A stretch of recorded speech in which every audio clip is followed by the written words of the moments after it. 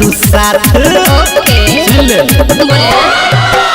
चल बहुत छोरी है ने हमर तू साथ पकड़ के रखबो रे तोहर हाथ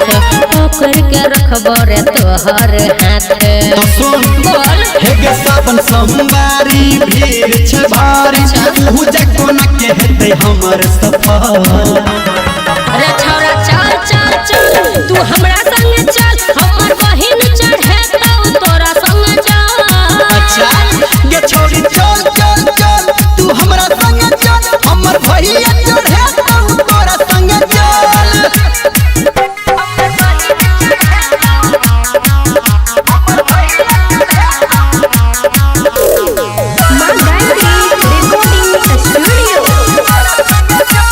हे गे रुक न लले छी फुलही लोटा